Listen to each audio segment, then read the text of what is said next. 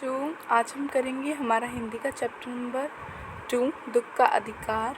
ठीक है, तो ये हमारे जो लेखक हैं यशपाल जी, उन्होंने लिखा है। यशपाल जी का जन्म फिरोजपुर में हुआ था इन 1903 यानी 1903 में। उन्होंने जो अपनी आरंभिक शिक्षा है वो स्थानीय स्कूल में ली थी और उच्च शिक्षा लाहौर में पाई थी। यशपाल विद्यार्थी काल से ही कृतिकारी गतिविधियों में जुट गए। ठीक है, उनको कृतिकारी बहुत पसंद थी। ठीक है, अमर शहीद भगत सिंह आदि के साथ मिलकर उन्होंने भारतीय स्वतंत्रता आंदोलन में भाग लिया था। ठीक है, उन्होंने स्वतंत्रता आंदोलन में भी भाग लिया था। उनके कुछ प्रमुख कृतियाँ ये हैं: देशद्रोही, पार्टी कामरेड, दादा कामरेड, सच झूठ तथा मेरी तेरी, उनकी बात, ज्ञान दान, तर्क का तूफान। ठीक है, और पिंजड़े की उड़ान, फूल का कुर्ता और उत्तराधिकारी, बहुत कहानियाँ लिखी थी उन्होंने। उनको मेरी तेरी उनकी बात में यशपाल जी को साहित्य अकादमी पुरस्कार भी मिला था। यशपाल की कहानियों में कथा रस स्वतंत्र मिले, मतलब उनकी जो कहानियाँ होती है ना बहुत ज़्यादा इमोशनल सी होती हैं, काफ़ी ज़्यादा अच्छी कहानियाँ लिखते हैं वो। ठीक है, यशपाल जी यह मानते रहे हैं कि समाज को उन्नत बनाने का सिर्फ एक ही रास्ता है, सामाजिक समानता के साथ साथ आर्थिक समानता। यशपाल ने अपनी रचनाओं में हिंदी के अलावा उर्दू, अंग्रेजी के शब्दों का भी बेहिचक प्रयोग किया है। तो आज हम कर रहे हैं दुख का अधिकार। प्रस्तुत कहानी देश में फैले अंधविश्वासों और ऊंच नीच के भेदभाव को बेकाब करते हुए बताती है कि दुख की अनुभूति सभी को समान रूप से होती है। कहानी धनी लोगों की अमानवीयता और गरीबों की मजबूरी को भी पूरी गहराई में उजागर करती है। यह सही है कि दुख सभी को तोड़ता है। दुख में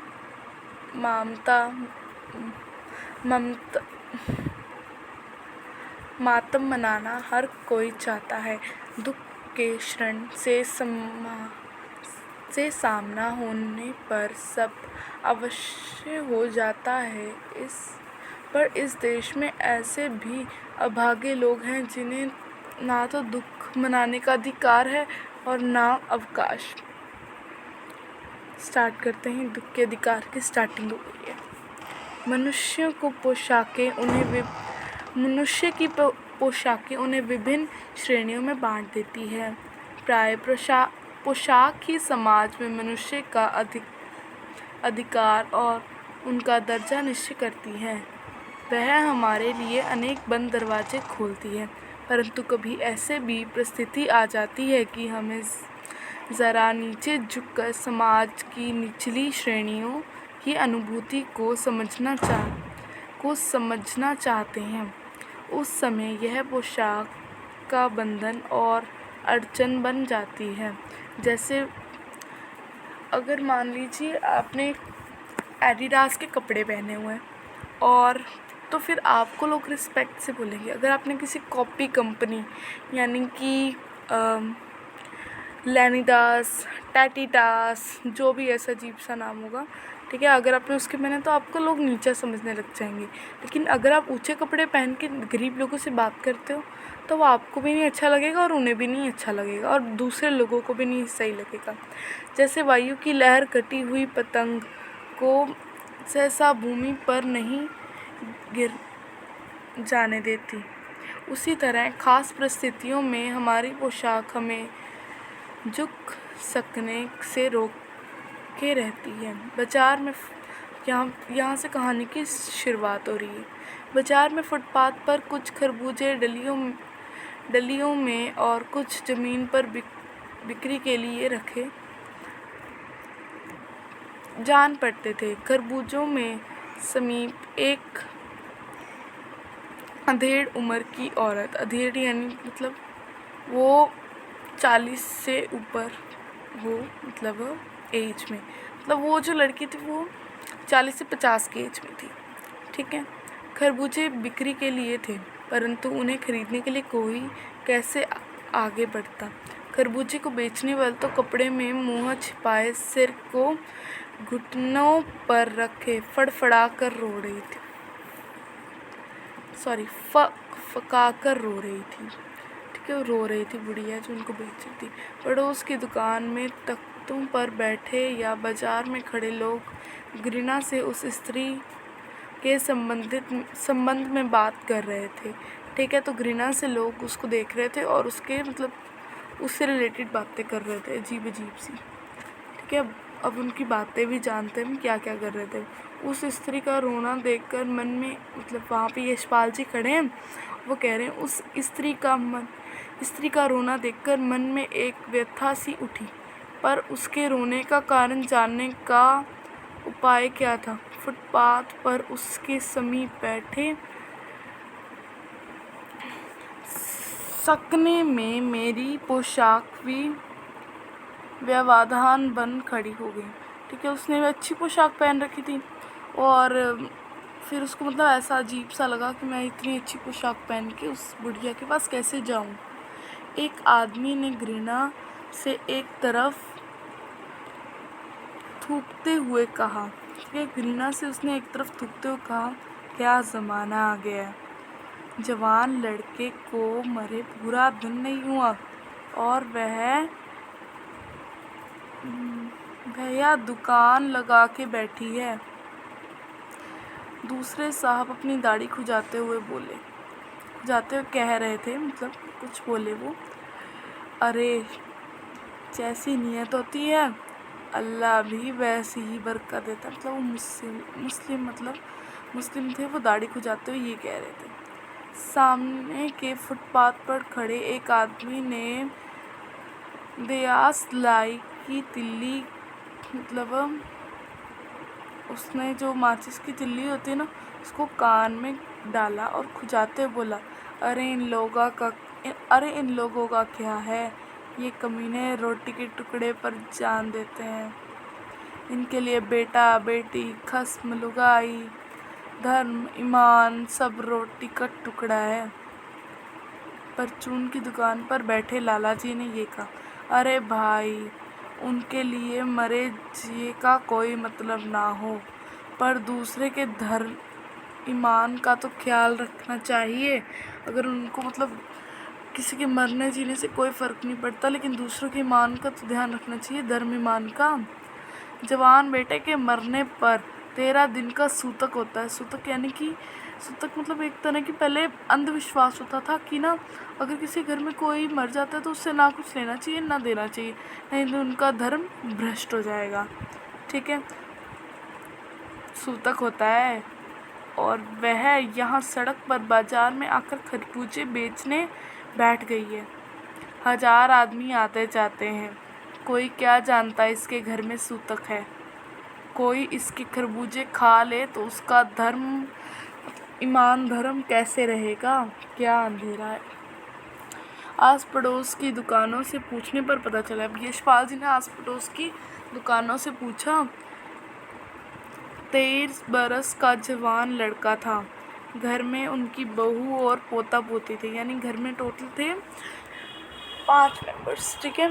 एक माँ, एक उसका बेटा और उसकी मतलब माँ की बहू और पोता पोती, ठीक है, उसके पोता पोती। लड़का शहर के पास डांड बीघा में ज़मीन पर खचियार करके परिवार का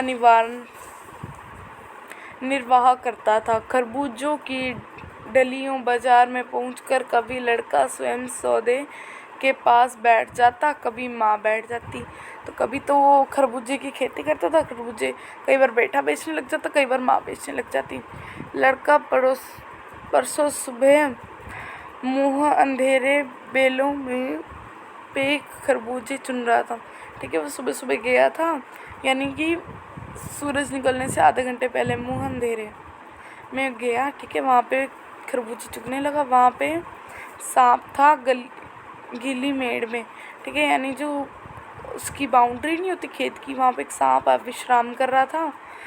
करते हुए एक सांप पर लड़के का पैर पड़ गया। सांप विश्राम कर रहा था और उसके ऊपर लड़के का पैर पड़ गया। सांप ने लड़के को डस लिया, ठीक है।